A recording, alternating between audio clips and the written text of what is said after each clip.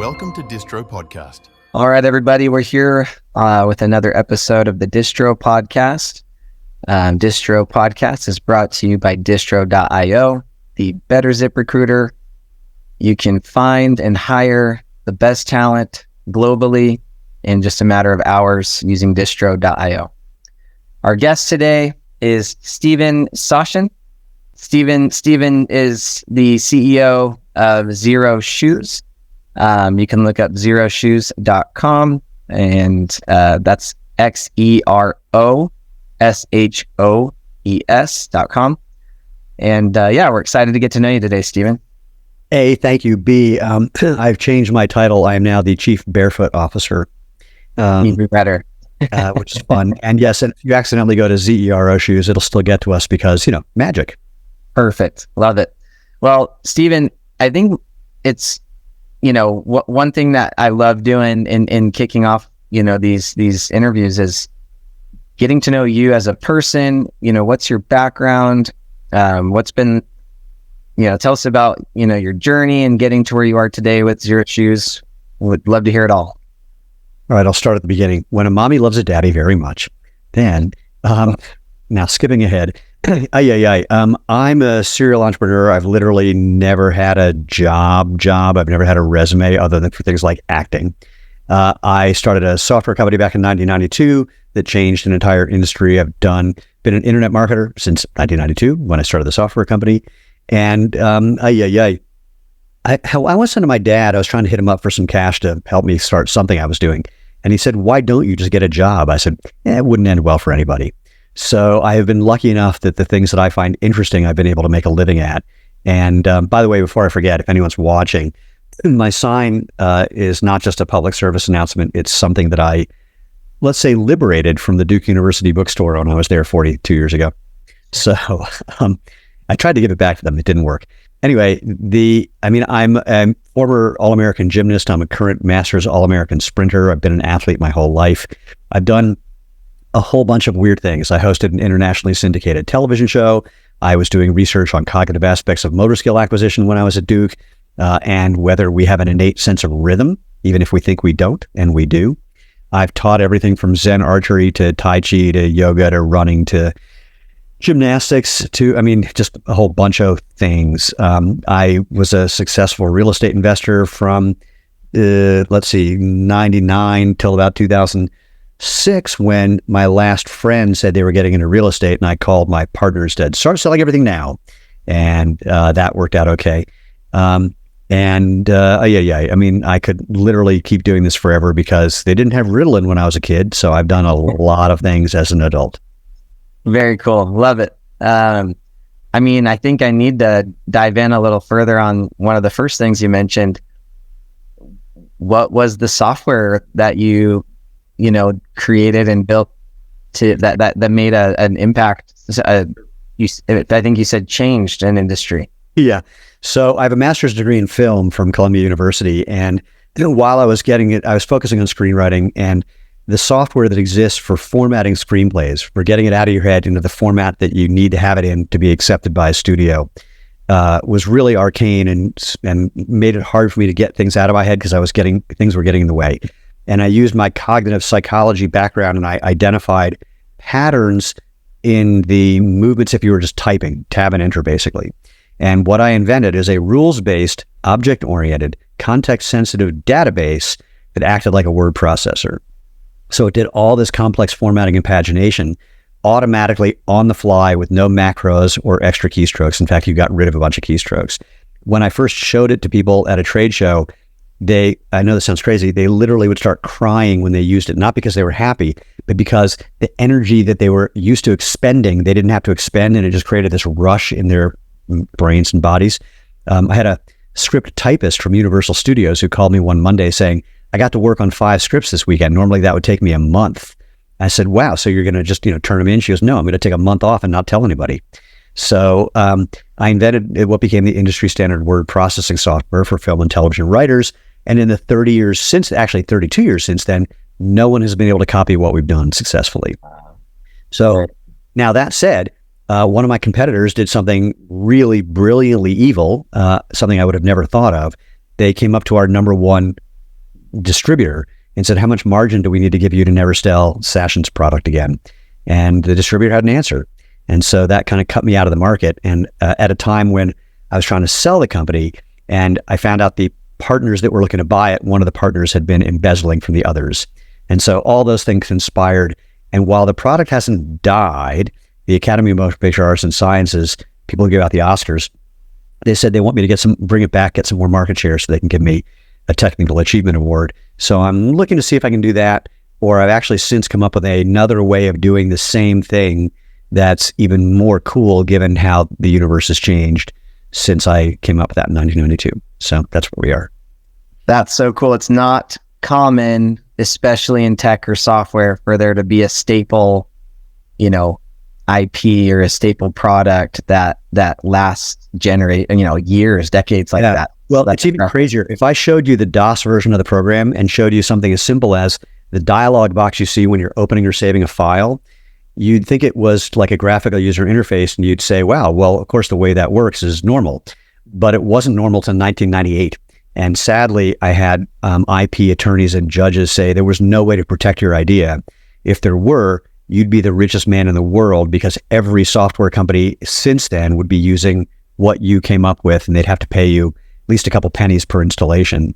And there was no way to protect it back then. In fact, he even said my top competitors admitted in public that they ripped us off or tried to, but there was no way to sue them because there was no, at that time, precedent for someone just stealing, look and feel, for example. Very interesting. Yeah, I'm impressed for sure. So yeah, tell us a little bit of, like, now you're doing Zero Shoes. Is that what you're doing full time, all in, or do you have some, you mentioned you're kind of looking into some alternatives to get, the screenwriting software? No, well, let's just say 99.9% of my time is Zero Shoes, and the stuff with the screenwriting applications, it takes very little of my time. And the people that I'm having work on it, I basically said the other day, do you want to own the company when the code is done? And they went, yeah. So, I just need to get something out of it. I'm not trying to run a bunch of things or be one of those guys who manages 10 different companies at a time. I'm not Elon Musking it. I'm focusing on the thing that's most interesting and most valuable. And those other things, I just need to get them out of my head so my head doesn't explode. Got it. So tell us about Zero Shoes. Where was it? How did where'd the idea come from? What's been that journey? Well, the real idea came from human beings 10,000 years ago, where they needed to figure out how to put something under their feet that would protect them in some way of holding that on their feet. And all we've done is taken that same basic idea and turned it into a product line that includes right now 60 different styles of casual and performance shoes, boots, and sandals. The gist of it is this: you have a quarter of the bones and joints of your whole body in your feet and ankles. They're supposed to bend and flex and move like all joints. And if they don't do that, if they get stuck, if they're in a stiff shoe that doesn't let them move, it makes them weaker, and it makes it so that function, which is about balance, agility, and mobility, can't happen in your feet and then has to move into your ankle, your knee, your hip, and your back, which are not built for balance, agility, and mobility, and that creates problems. You also have more nerve endings in the soles of your feet than anywhere but your fingertips and your lips. That's so your brain knows what you're stepping on and stepping in, so it can control your feet and help you move efficiently, effectively, and enjoyably. So that's what we've been doing. We started with a do-it-yourself sandal making kit, and then that expanded as customers said, oh my God, these changed my life. Can you also make a shoe that does the following? So I have a couple examples with me. Actually, something we just launched this week. So I don't have performance stuff with me, unfortunately. Normally I'd be at the office and I'd have 60 different shoes on the wall behind me, but I had to rush to get here and I'm at home. So, this is just an example. Wide foot-shaped toe box so your toes don't get squeezed together. Low to the ground for balance and agility. Super, super flexible so all those bones and joints can move. The sole gives you traction and protection, but also is thin enough to have that ground feeling that your brain needs to move your body. Oh, and we make our shoes really durable. Our soles have a 5,000-mile sole warranty. So our legitimate green story is we're just keeping things out of landfills longer. It's actually the only thing you can do that's real at the moment. We are using some recycled products as well, but the biggest thing is just making things last longer. Oh, and they're so crazy lightweight that we've literally had people say they forgot to take them off at the end of the day, and some went to bed still wearing them because they forgot. So, for example, just a casual leather sneaker or a Chelsea style boot or something for the ladies, a nice lace-up boot for the winter or something for kids. These are all products that we literally just launched a week ago. A little canvas slip-on that we have for adults. We made one for kids as well. And again, other styles for performance, casual, and whatever else you can think of. We have people who wear our shoes, use them for everything you could think of, and it's everyone you could think of, from literally 5-year-old kids to 108-year-old grandmothers to Olympic athletes and professional athletes to weekend warriors and people who just like to go have a beer with their friends. And the way it started, I'll give you the short version. 17 years ago, I got back into sprinting after a 30-year break and spent 2 years getting injured nonstop. And a friend of mine suggested that I try running barefoot to see if I learned what was going on. And when you run barefoot, good form feels good, bad form hurts. And I felt it hurting in a way that I couldn't feel in a regular shoe that was so thick I couldn't feel the ground, so stiff my foot wouldn't move, squeeze my toes together, etc. And when I just paid attention to that thing that was hurting and tried to find a way to make it not hurt, it didn't take very long. And my running got faster, easier, lighter. My injuries went away, and I've been a Masters All-American sprinter, one of the fastest guys in the country in my age group for the last 15 years. And I just wanted to be able to share that experience because I started making sandals for other runners in town, and they were having such a great experience. I went, what if we turned this into a business? Actually, someone said, if I had a website for this weird hobby of mine, he'd put me in a book he was writing. And so I pitched this idea to my wife, and she told me it was a horrible, stupid idea that wouldn't make any money. And so she insisted that I not build the website, and I told her that I wouldn't. And then she went to bed, and I did. Here we are almost 15 years later, and we helped, I think, over 2 million people around the world discover the fun and benefits of letting your feet do what they're made to do. That is so cool. I love it. I guess I consider myself an athlete in my current stage of life, as much as I'd like to do. But yeah, I can understand. That's very interesting. I'd never thought about the feet that way and what you put on them. I mean, here's two things about that. One, I just came back from Lifetime Fitness. We're now a partner of theirs. And watching people put on our shoes and suddenly lift better and feel more connected to the ground and getting more power out of the ground. Doesn't matter if you're running, walking, hiking, doesn't make a difference. It's always the same thing. All we're doing is getting out of the way so your body can do what it's made to do. And, one of the guys who works for us has a great line. He goes, you go to the gym and you work on everything in your body from your ankles up, but feet are your foundation. And if they're not working properly, everything above your ankles doesn't work properly. Did you have some Olympians wearing your shoes just in this past Olympics? Yeah, we work with the U.S. Artistic swimming team. They obviously don't wear our shoes in the pool, but for training so that they can make their feet strong and responsive, et cetera. We have an Olympic handball player. We have Olympic archers. We have Olympic trap shooters who just say they feel more connected to the ground. We had about a dozen or so athletes wearing our shoes, but unfortunately, because a company that I can't name, only because if I do, it's kind of like saying Beetlejuice, they own the Olympics. And so you didn't see some of these athletes wearing our shoes because they had to wear shoes from that other company when they were being on television. But before, after, during, they've given us a bunch of stuff. We also have professional basketball players, NBA and WNBA players, same thing. Although actually they're wearing our stuff on the court now because they feel like it's making them stronger, more responsive, and faster because the shoes are lighter, thinner, and don't have.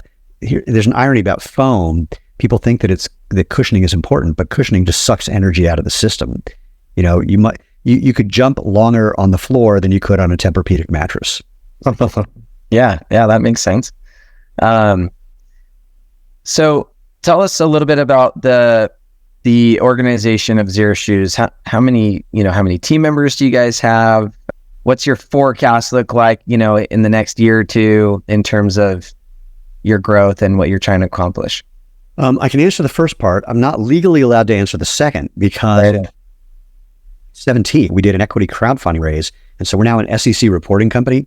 So if I haven't made it public through the SEC, I can't talk about the future. So what I can say is that we have somewhere around 102 employees, both in the US and in Europe, and then another maybe 20 contractors that we work with, mostly on the marketing side, people I've amassed around me in the last few years. And what I can say is that business is growing well. I think in the last 5 years, our compounded annual growth rate was over 40%. People keep saying, you can't keep growing at that rate. And I say, I know, it should be much faster. And there are things where I could justify that. The wholesale business is growing well. This is the craziest thing. If people know the store Free People, which is like women's casual fashion, and REI, which is outdoor, aggressive, whatever, I don't know another footwear brand that has the same product in both of those stores.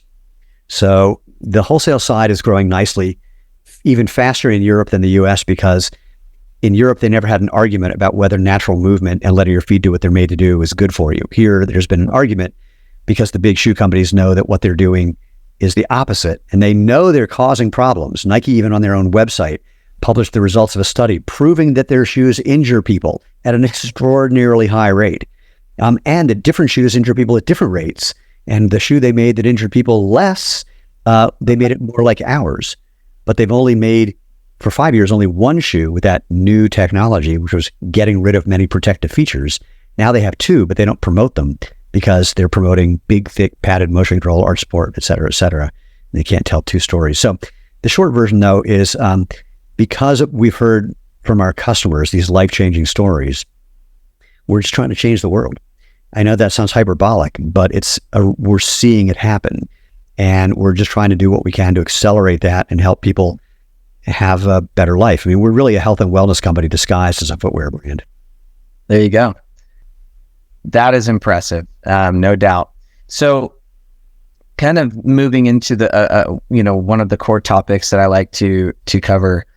You've got over 100 people working with you. It sounds like a pretty decent sized team over in Europe, some contractors. What has been your experience in finding and hiring A players or key players, key team members? I'm gonna answer the question in reverse and reveal one of my biggest entrepreneurial flaws. Okay, so here's the reverse part. When I was in film school, I was on the set with a director named Tony Bill. He also did a bunch of acting for about a week, and I've been on a lot of film sets, both as an actor or as an observer when I was in school. And I said to him at the end of the week, your crew is amazing. Everything starts on time, ends on time. No one has to yell at anybody. I mean, everything gets done like clockwork and everyone's having a good time. How do you do that? He goes, well, I've been doing this for 40 years and I just keep firing anyone who can't work the way I need them to work, like this. My wife and I both suffer from giving people too many chances and not firing people quickly enough. So, and that's in part because we're just entrepreneurial and we'll just figure out what to do and make it happen. But other people, not necessarily. And we never figured out, there's a variation on that.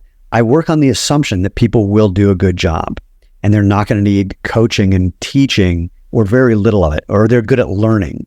And when that doesn't happen, we're just not reactive fast enough. And so I never set up a good hiring practice where, for example, we'd have someone for 60 or 90 days on a trial basis and have a very clear set of expectations about what they'd have to demonstrate to see if they're going to make it. So it's easier to talk about what doesn't work and to learn to be prepared for that than to talk about what, quote, does work, because typically what does work has nothing to do with you. It's all luck, chance, flukes, and things that are out of your control. So, I mean, the first one, I met the woman who became my wife, who avoided me like the plague for years, and then decided to become my friend for years, and then eventually decided to go out with me and marry me. And if it weren't for her, this couldn't have happened. And the only reason I even met her was that a bunch of people were getting together for brunch, and somebody brought her with on the day that I was looking to get married or looking to find a wedding venue for somebody that I was engaged to. There you go. There's more to the story, but I mean, that's one. Our chief product officer for years, we met him because a friend was walking his dog, and normally his wife does, and the chief product guy was walking his dog, normally his wife does. The dogs knew each other, so they're hanging out. My friend said, hey, who are you? And he says, well, I'm the chief head of product design at Crocs. And our friend said, oh, my friend Steve and Elena have a shoe company. You should talk to them. We didn't have a shoe company. At that time, we were selling sheets of rubber, string, and instructions for making a 10,000-year-old sandal design. Eventually, I called him, and he said, yeah, your stuff changed my life. I'd like to work for you. I said, I don't think we can afford you. He goes, I'm retired. I went, you're hired. And we're not for two dogs knowing each other. we would have never had this unbelievably important and valuable guy on our team. And I can go down the list of the lucky things when it comes to hiring. That said, the biggest thing that I try to do is get to, and I'm not good at it, is to see if people can disengage themselves from what they've done in the past and figure out what we're doing that's unique, because what we're doing is unique. We're having to get people to unbelieve things that they've been taught by big shoe companies for 50 years. And the kind of creative content that we need to do that, I haven't met anyone else who knows how to do it, frankly. And the question is, can you learn how to do that? And we do the best we can to figure out if they can. Sometimes we've been successful, sometimes not. I guess the best thing I can say is no one has ever come up with a foolproof answer to your question. So if you think that you're going to be the first one to do that, you're mistaken. And so this is going to sound weird. People approach me every day with some marketing idea that they think is going to make me more money. And I say to them, look, I don't have any idea if the upside that you're promising can happen. All that I can do is mitigate the risk. So my question, how cheaply and quickly can I find out if either one of us have our heads up our butts? And it'll most likely be you if it happens. And what are you going to do about it if that's the situation? Because I can't guarantee how much I'm going to make, but I can guarantee how much I'm willing to lose. What you want to try and do is figure out the same version of that for people that you're hiring.